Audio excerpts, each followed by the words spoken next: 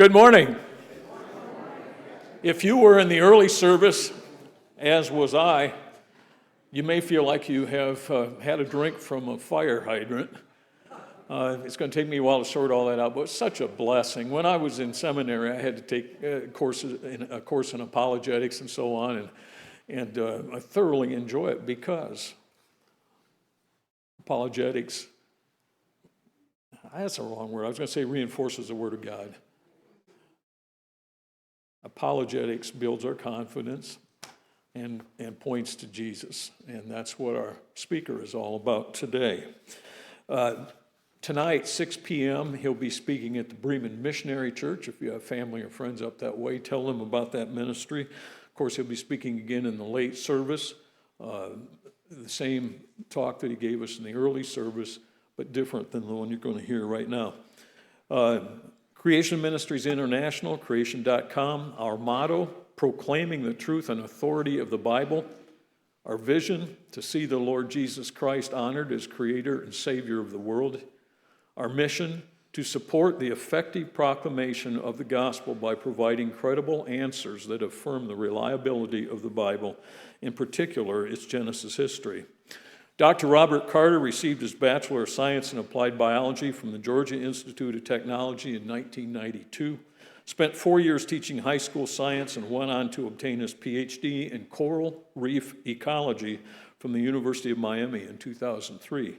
Rob has studied the genetics of fluorescent proteins in corals and sea anemones and holds one patent on a particular fluorescent protein gene. His current research involves looking for new genetic patterns in the human genome and the development of a biblical model of human genetic history. Rob works as a speaker and scientist at CMI-US and is passionate about displaying the truthfulness of God's Word using science. It was my pleasure to meet him for the first time yesterday, and my pleasure to introduce him to you now. Dr. Carter? Well, good morning. For those of you who don't know me, I'll introduce myself and my ministry more in the next hour. But I have 45 minutes to give you 3 hours of information. This is going to actually be difficult, especially because without my laptop here, I can't skip. So I'm going to be like skipping over, like blink, blink, blink a couple of times. I am not a paleontologist. I'm just a science nerd who likes to know things. But I know paleontologists. I know a number of Christian paleontologists who are Bible believers who have wrestled with these things. So my job here is to take what they say and distill it down into an understandable format. Now, I'm going to have to use some big words because when we talk about dinosaurs specifically, their names are very long. And so I'm going to throw some things out there to you. But the questions that we have are, can these things fit into Scripture? Especially considering the Bible doesn't mention them, or if it does, it's extremely brief. We're not told much about the animal world in the Bible. The Bible's not a taxonomy book. So when we get to the question of dinosaurs, what do we hear in the evolutionary world? Birds evolved from dinosaurs. Dinosaurs had feathers. The Bible does not say that birds aren't related to dinosaurs. The Bible does not say that dinosaurs did not have feathers. So I don't care what the answer is. I want to know the answer. We'll get to that at the end if I have enough time. You ready? Okay. First of all, a lot of what I'm about to say has already appeared in Creation Magazine. A lot of what I'm about to say has already appeared on our website, creation.com. But our goal here is to take these enigmatic animals that we only know about from the fossil record and put them into a creation context. If God created dinosaurs, when did He create them? I didn't do that. Whatever. Okay. How do we fit dinosaurs into the Bible? That's a good question, and this is what we're going to be wrestling with.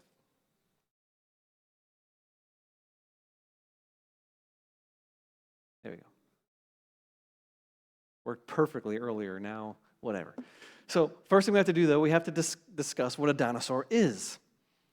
Well, what makes a dinosaur different than an alligator or a turtle or an iguana?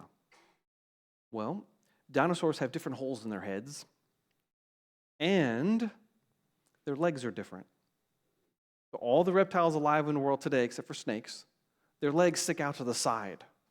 A dinosaur stood up. They have a very different anatomy. So between the holes in their head and the shapes of their appendages, we can take dinosaurs and put them into their own group. I remember as a kid, you read those accounts of people living to very, very long ages in the Bible and saying, well, what would happen if an iguana lived for like 500 years? Would it morph into a T-Rex? No. We have baby T-Rexes. They look just like the big T-Rexes.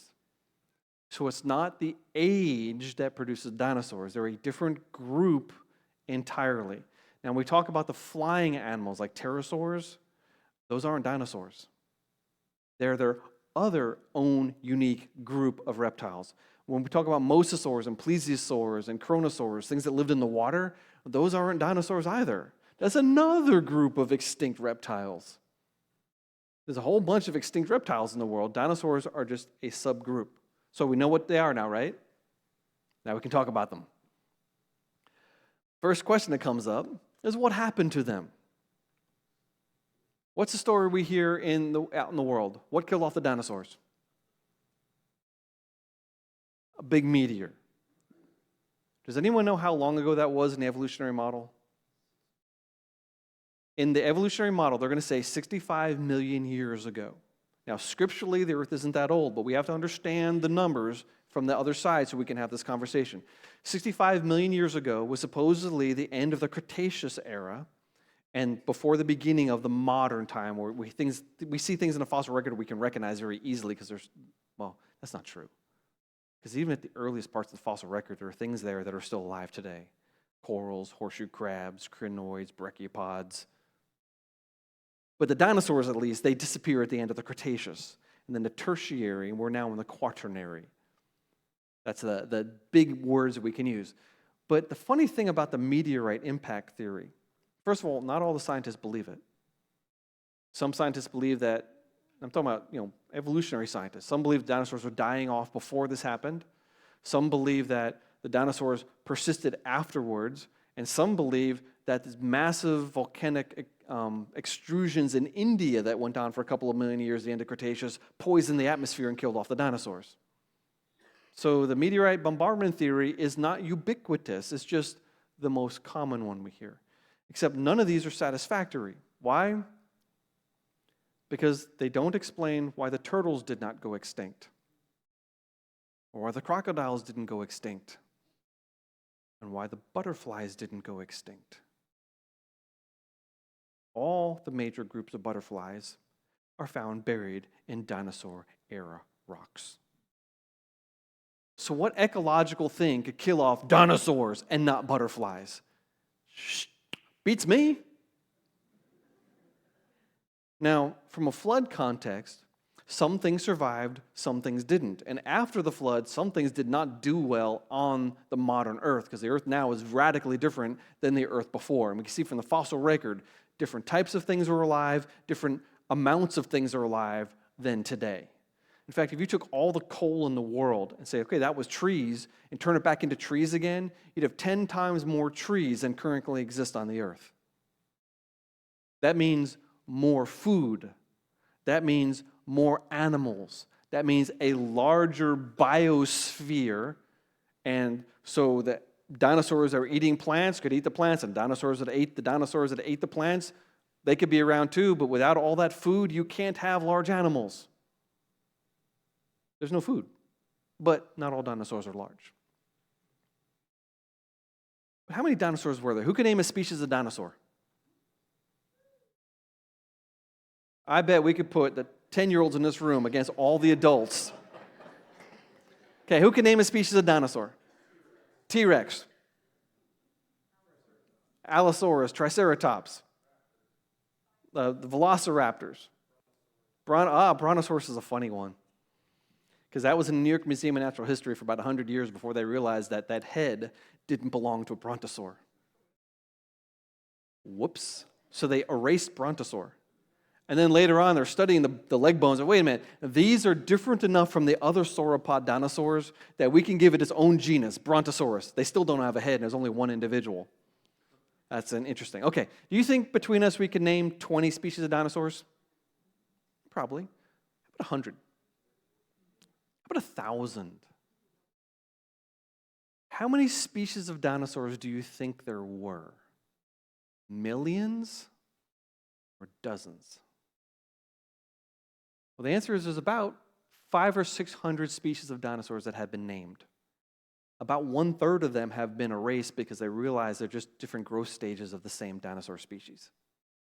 So as we found more and more and more, we realized, oh, that was just a baby of this one, so they get rid of the baby's name. That's just a juvenile. That's happened in a lot of different things, like, I used to have a picture. I should have it up now. Pachycephalosaurus, the one with the big head. In Jurassic Park, he smashed the Jeep. The big head. Well, there was another one named a Dracorex hogwartsia, the dragon king of Hogwarts School of Wizardry, that they've removed because that was just a juvenile form of Pachycephalosaurus. Lots of examples like that. But looking at here, we have some ceratopsid dinosaurs. Now, Microceratops is not there, Protoceratops is not there. Some of the ceratopsid dinosaurs. How many species are there? Well, there's 11 heads. Each one of them actually is in its own genus. You think one? Many varieties.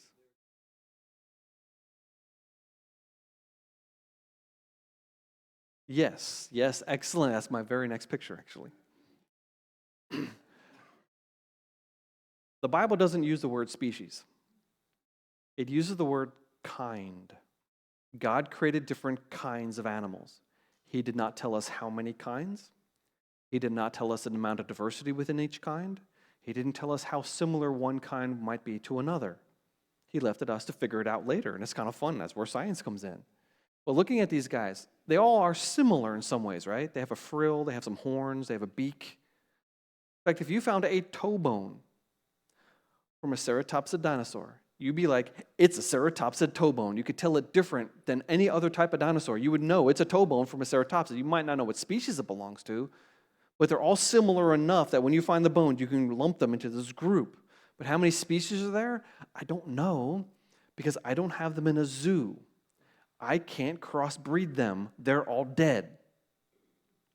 And that raises a big question, because a paleontologist doesn't use the same definition of species as me, the biologist. I say if two things can reproduce, they're the same species.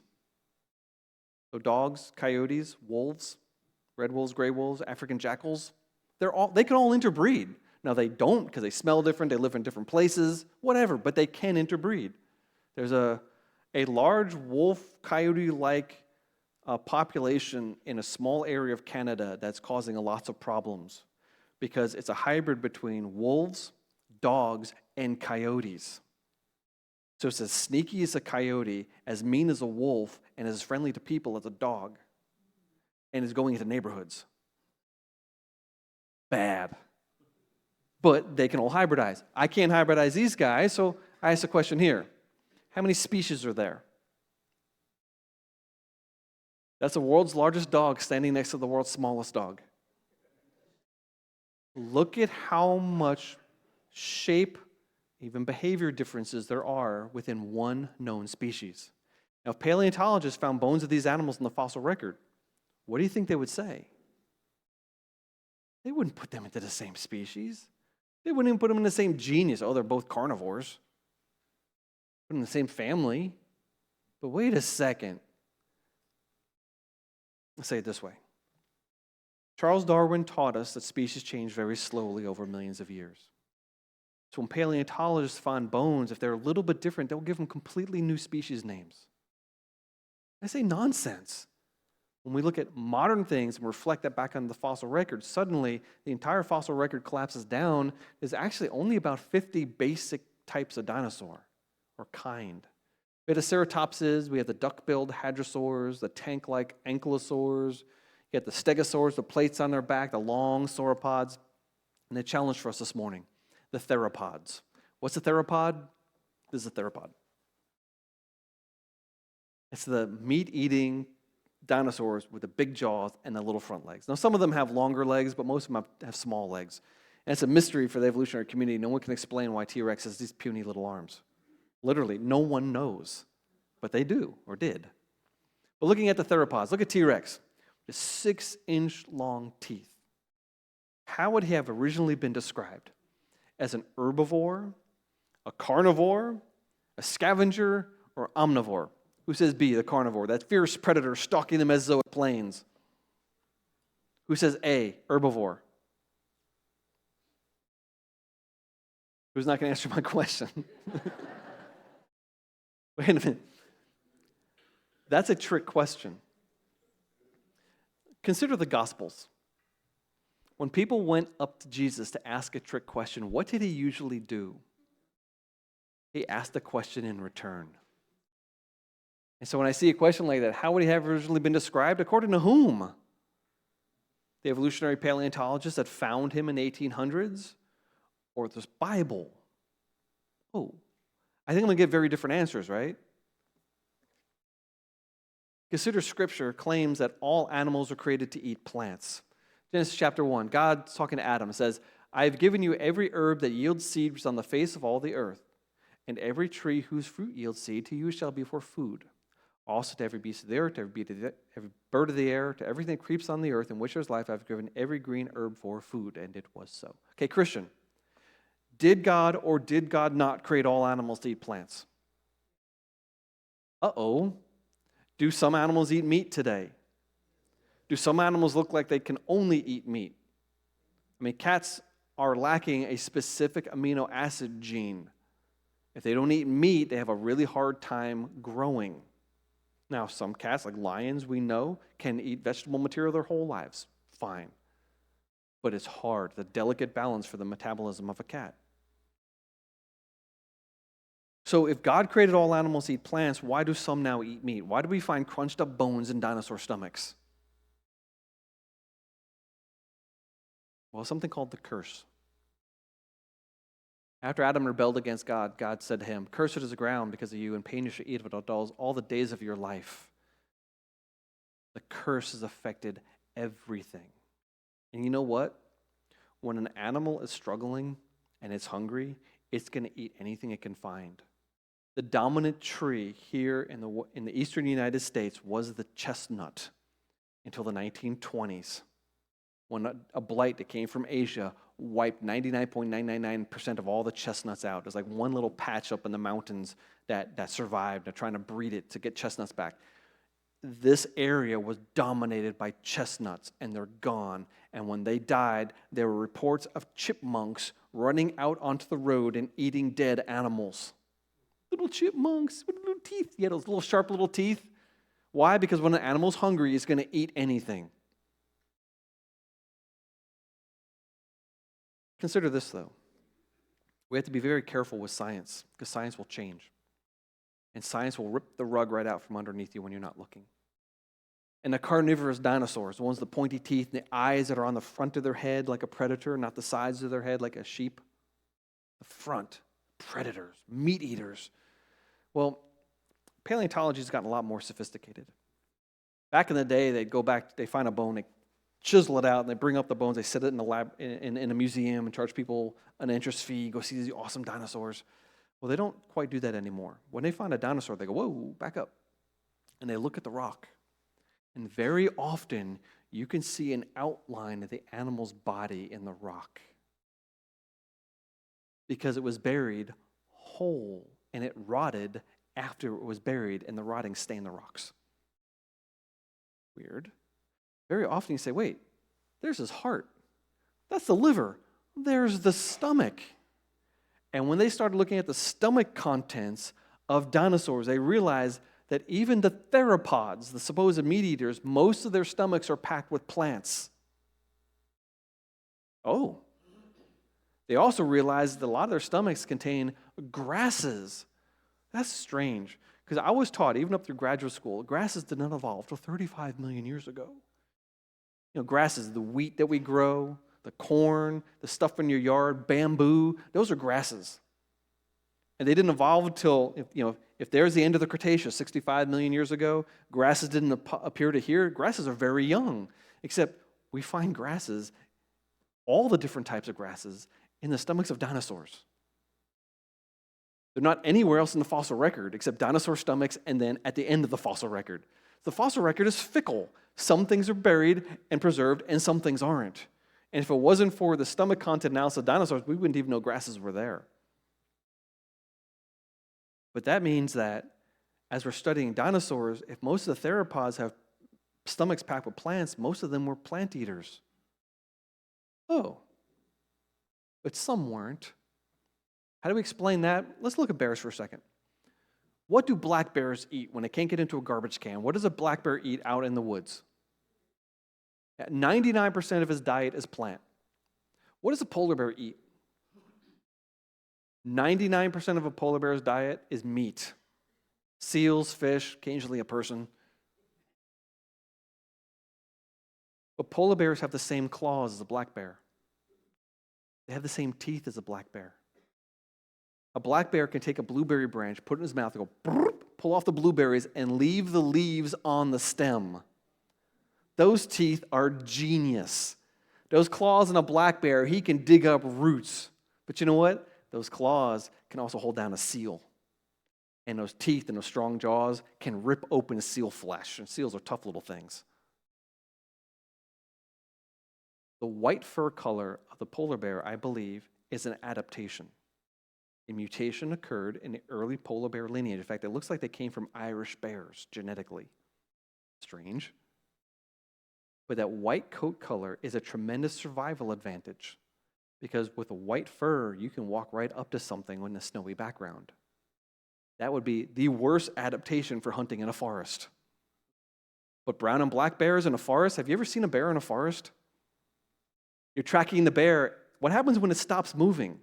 You're looking right at it, and it disappears. And now you're terrified because you know there's a bear there, and you don't know where he went. Because black and brown is a wonderful camouflage. So we have an adaptation of coat color applied to the environment. But the tools that they have are the same. Hey, guys, have you ever been asked to hang up a picture in the drywall? You know those little plastic things? You have to put a hole in the drywall and stick the plastic thing in there, put the screw in there and hang up the picture, right? So what do? You're the man. You're like, my wife wants me to hang up a picture. I'm going to win the day. And you go to your toolbox and you pick up that little tray with all the pieces in it, and you go to the bedroom, and you're all ready to go, and you realize you forgot your hammer. Because you have to poke a hole in the drywall.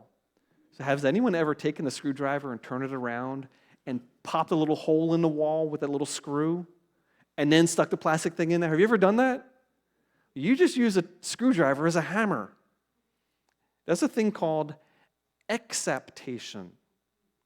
To use a tool for something it wasn't originally designed for. And when we look at the natural world, most of the time, the things that are carnivorous or deadly are using things that could be used for other purposes. Interesting. Hey, did you know there's no such thing as rattlesnake venom? That is, when they sequence the genome of the rattlesnake, they realize there are no rattlesnake venom genes. What's venom in a rattlesnake? Regular old proteins that are in the cell. But when you take proteins from one organism and inject them in a high concentration in the bloodstream of another organism, it causes blood coagulation and things like that. But there are no toxin genes in a rattlesnake. Somehow, those genes have been co-opted into an excretion of the saliva and sharp, pointy teeth. Now, what could that have been used for in the past? Well, what if those teeth were used to inject saliva into a fruit and pre-digest it so it could eat? I'm just throwing that out there as a possibility. Now that we know that alligators will climb trees and eat fruit, that was a shock. But they definitely do. Alligators love fruit. Putting that in context here. But we do know that dinosaurs ate meat. We have lots of evidence of crunched up bones in dinosaur stomachs, baby dinosaurs in dinosaur stomachs, mammals in dinosaur stomachs, birds in dinosaur stomachs. This is a T-Rex tooth embedded in the tailbone of a hadrosaur, a duck-billed dinosaur. And the bone healed. meaning that dinosaur survived a T-Rex attack and then walked around the rest of his life in a tremendous amount of pain. I know that's gruesome, but it's also cool at the same time. Okay, is there any evidence that dinosaurs died out in the big flood? Now let's just assume Noah's flood is true. We read about Noah's flood in the Bible. Is it true that it happened? Well, if it happened and dinosaurs were alive on the earth before the flood, we'd expect a lot of them to die in a watery catastrophe. Is there any evidence for that? The answer is tons and tons and tons. First of all, dinosaurs are usually buried with fish and clams. That's strange for a land animal. Second of all, have you ever seen a dinosaur in that pose? Remember the first Jurassic Park movie? Was that in the late 80s? The opening scene, they're out in the desert, and they have this machine that goes, boom!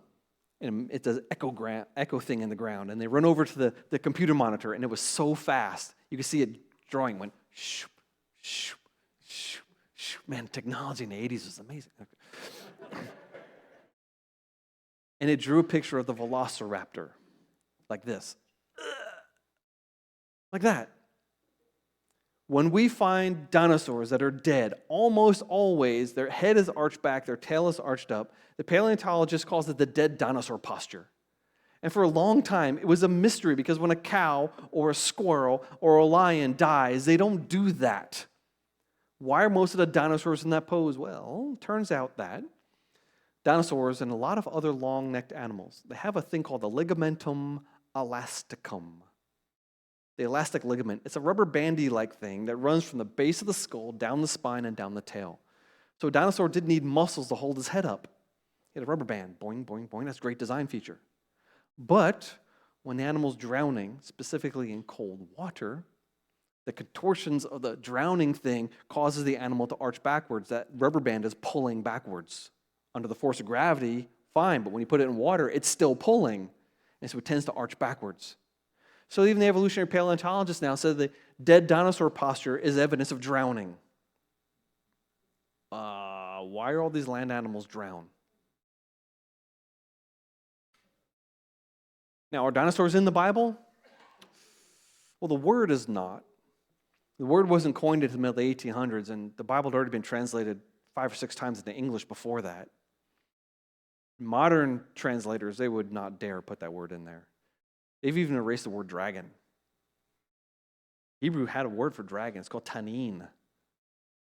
They might translate it sea monster. I saw one translated jackal. That's not acceptable.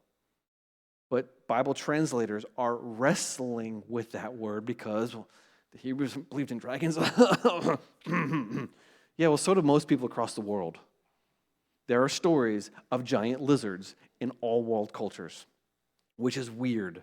Because most cultures didn't have big lizards around them.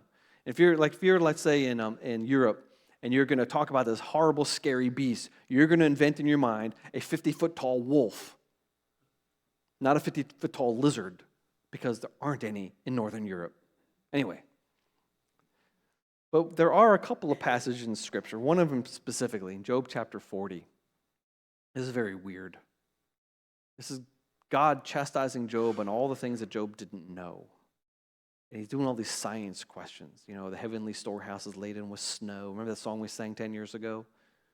Heavenly storehouse is laden with snow. Remember that? That's from Job. Here's Job, God asking Job all these science questions. He says, behold, behemoth. Hold it. Have you trained yourself that when you see a non-English word, you translate it? Behemoth isn't English. That's behemah. That's Hebrew. It means beast of beasts. Behold, the beast of beasts. Ooh. Which I made as I made you. Oh, cool. Reference to creation there. He eats grass. He's an herbivore. He's got strength in his loins and power in the muscle of his belly. So he's very strong, and he makes his tail stiff like a cedar. I don't care what translation you use. I looked at about 20 of them. They all use the phrase like a cedar. Stiff like a cedar, hangs his tail like a cedar. Doesn't matter. That phrase like a cedar, to us, it makes no sense. There are cedar trees around here, right? They grew up in old fields. They're scrubby little things. But to Job, the largest trees he could have seen in the Middle East were the cedars. God didn't compare his tail to an oak or a palm or a terebinth or a myrtle. I mean, there's like 80 trees mentioned in Scripture. He compared his tail to the biggest tree. Now, in American context, If God said, he's got a tail like a sequoia, you would know exactly what God is getting at there. And that's the context, in Middle Eastern context, he's got a big tail. But if you looked at all the living animals and all the dead animals, you try to find a candidate that fits all these things. Well, first of all, the sauropod dinosaurs are the largest land animals God created. They deserve the title Behemoth, the beast of beasts. Second of all, they were herbivores. Third, they were really strong. And fourth, they had a really long tail. There's nothing else in the fossil record or living today that fits all those descriptions. Do we know that Job's describing a sauropod dinosaur? Absolutely not. All we're given is that one little short passage, and all we can do is make comparisons. So understand this. The Bible is not a taxonomy book. It's not a science book. It is a history book, but the purpose isn't to teach us all history. It's actually a theological book. When it touches on science, it shouldn't be wrong, but it doesn't give us a lot of details. So we cannot answer every question definitively. We can only lay out possibilities. Are you happy with that? I don't like making conclusions on things I can't actually conclude, but I can say that Job chapter 40, if you look at all the animals that have ever lived, the sauropod dinosaur fits that description best. Fair enough? But does Noah have a problem? How are we going to get these things into the ark? Well, we can answer that several different ways. First of all, in each of those 50 basic kinds of dinosaurs, there are large species and small species. Here's Compsognathus. He's the size of a chicken. The velociraptors in the Jurassic Park thing, you know how big a velociraptor is? They made them big to make them scary. Velociraptors are small things. Most dinosaurs actually were small, full grown. The average size, if you look at all the species of dinosaurs, the average size is maybe as big as a cow. Maybe. Yes, there were some really big ones, but a lot of them were small. Second of all, dinosaurs take time to grow. They start off from an egg, and the largest dinosaur egg ever found was smaller than an ostrich egg. Oh, so an animal that had a hard time fitting in this room came out of an egg this big. And that thing hatches out. You just put him in a cage, man. No big deal at all. God didn't necessarily bring to Noah, great-great-granddaddy Apatosaurus near the end of his life. He could take in Junior, a baby, a juvenile, a teenager. Dinosaurs also, from their bones, we can see they went through a teenage growth spurt. The biggest dinosaurs ever, they look like they're only about 30 years old, maybe 40 years old. And they went small, small, small. Right in the teenage years, they grew to mass proportions and they leveled out again. Oh, that's cool. But the next question, though, how many dinosaurs would Noah have had to take on the ark if he took dinosaurs on the ark? Well, 2 of each kind. They're unclean animals. How many kinds of dinosaurs are there? About 50. What's 50 times 2? 100. Oh. So even if he has to take the biggest ones, there's plenty of room for 100 dinosaurs on board Noah's Ark, with room to spare, plus all the room they need for all the water and all the food for those dinosaurs and all the other animals for an entire year. All right, so that's the question, what happened to the dinosaurs? Have you realized that all the largest land animals that have ever lived are now extinct? The 6-foot-tall penguins, the giant beavers, the sloths that were 12 feet tall standing up.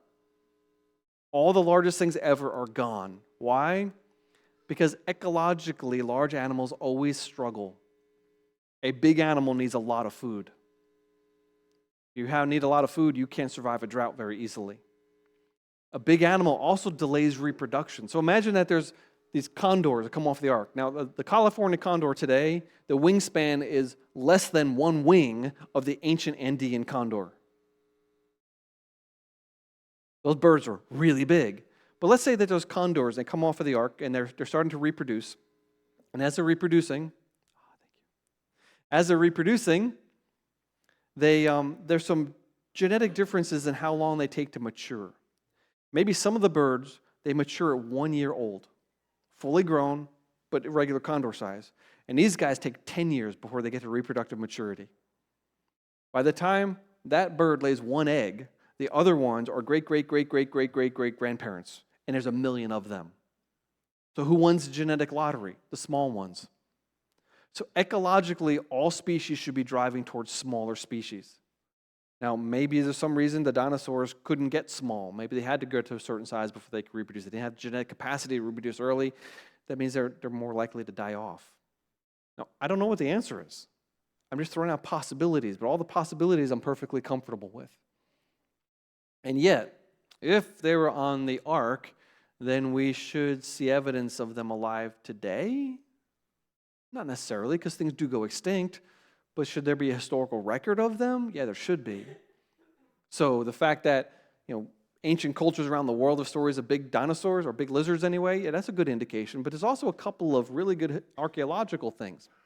This is the tomb of a bishop who died in England 500-600 years ago, centuries before dinosaurs were supposedly discovered. This tomb was laid down on the floor of Carlisle Cathedral. And there's a rectangle around it in brass, and there's pieces that are missing from that. But in the pieces that survive, we have these etchings of a bat, a dog, a fish, a bird. Does anyone disagree with me? Did I identify them correctly? What's this? I know it's a little worn down, but that looks like two sauropod dinosaurs with their necks wrapped around each other. Notice they're standing up. Notice the tails are held upright, not like the Fred Flintstone dinosaur with the tail dragging, but the modern depiction with the tail up, because you need the tail up so they can be a counterbalance for the head. And the guy on the left has spikes on his tail, like Spinosaurus. Now this two sauropod-like dinosaurs with necks wrapped around each other, we see it a lot in ancient history. And maybe you think that this thing is a little distorted, the necks and tails are too long, but consider Tanistropheus. This is weird. This is really weird. A lot of ancient depictions of things are actually depicting things that look like are extinct from the past. The largest city on earth in the Middle Ages was not in Europe. It was actually in Cambodia. The head of the Khmer Empire, Angkor Wat. This is the Ta Prohm Temple. Now that wars in Southeast Asia have died away, archaeologists are going back and they're uncovering this amazingly engineered city. And there's one particular door frame. There's a monkey, there's a water buffalo, there's that. What's your first reaction when you see that? Yeah, it sure looks like a stegosaur, doesn't it? Now, its head is a little too big. Fine. Can't see any spikes in his tail. They're cut off. Fine. But someone recently found another one around the corner that even looks more like a stegosaur than this one does. But this is not possible because stegosaurs died out 65 million years ago. Or did they? That's the question. But we don't have much other archaeological evidence of dinosaurs. They were not common on the earth after the flood. If they were on the earth after the flood, there was not a lot of them. But we can flip this around, though. Have you ever seen an image like this, the age of dinosaurs? You ever seen something like that? Well, notice there's no grass in the picture. We already know what's wrong. But also notice there's no birds and there's no mammals.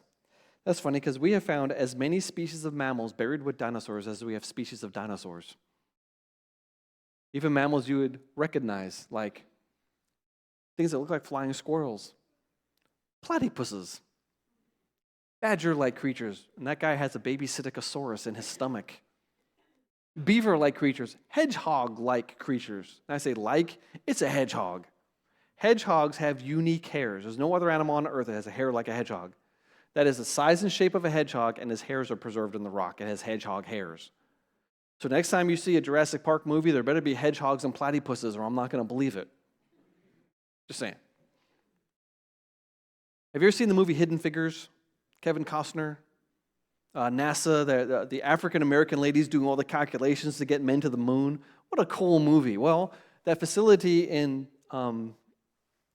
Maryland really exists, and there was a guy a couple of years ago dropping his wife off for work, and he looks over in the woods. His old trees had grown up, and there's a pile of rocks. I think it's the basement stuff they dug out for the building they threw to the side. And I'm going to go look at these rocks. And he makes a world-class fossil discovery.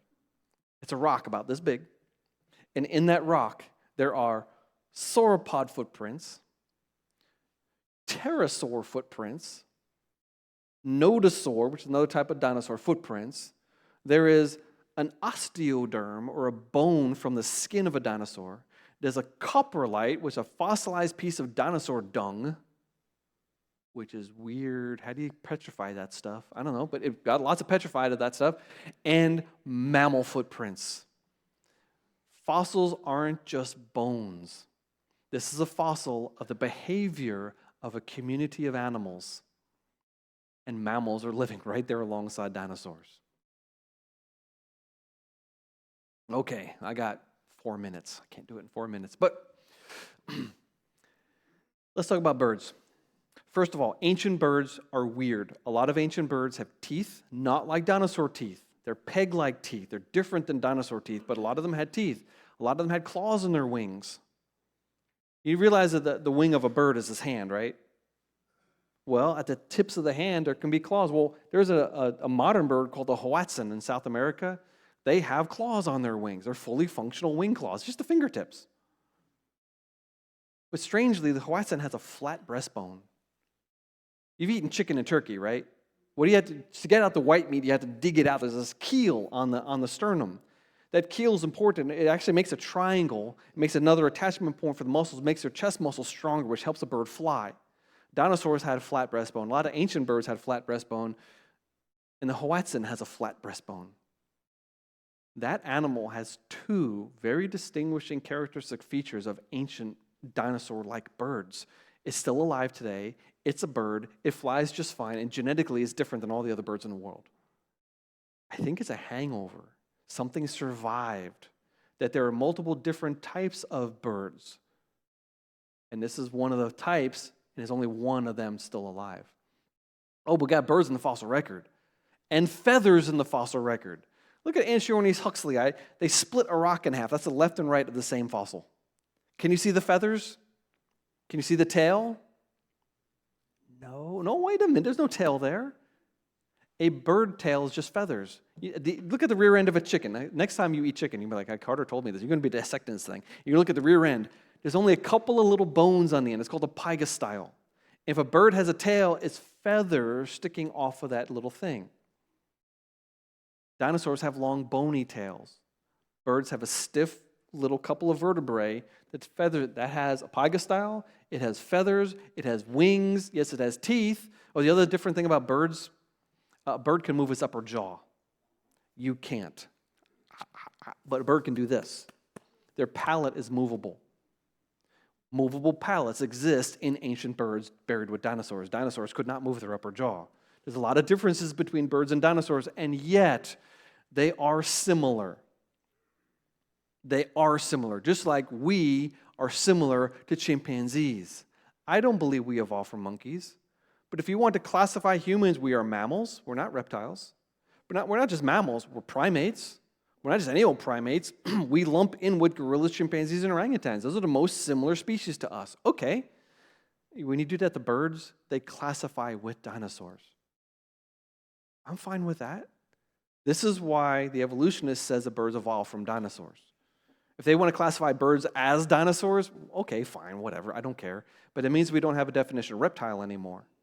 Because reptiles aren't supposed to be warm-blooded. And reptiles aren't supposed to lay hard eggs. But birds do. So it's just a question of taxonomy. More birds, birds breathing and the crazy thing. The fossil records of dinosaurs is very sparse.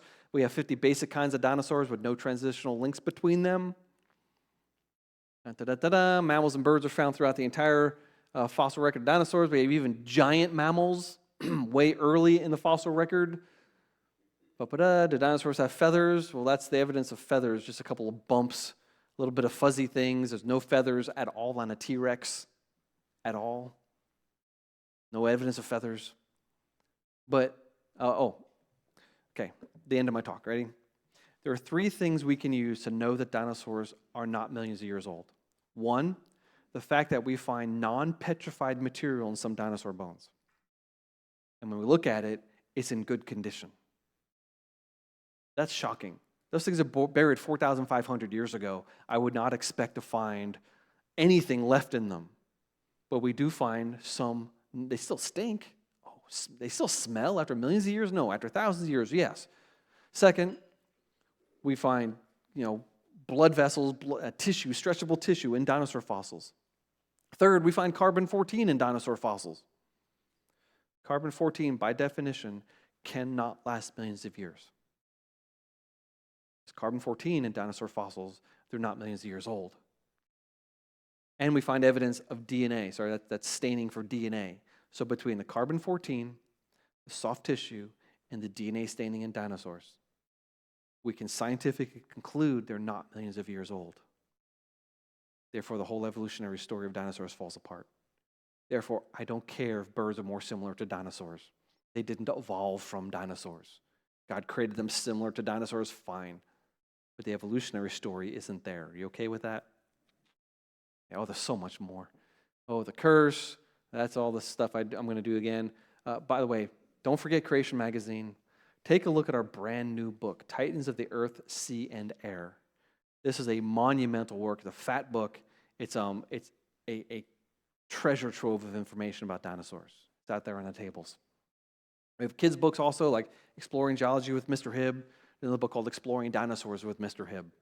Your 10-year-old would appreciate having this. Maybe even an 11-year-old. By the time you get to 12, 13, you're too cool to read a cartoon book. But I read this, and I learned stuff I didn't know in that book. Just cool stuff in there. But just like before, I'm going to end with 1 Peter 3:15. But in your hearts, honor Christ the Lord as holy, always being prepared to make a defense to anyone who asks you for a reason for the hope that's in you. You do it in gentleness and respect. We don't have to be jerks. The truth's on our side. And dinosaurs are not a good argument for evolution. There's a lot more on creation.com. Thank you. I'll see you in 15 minutes.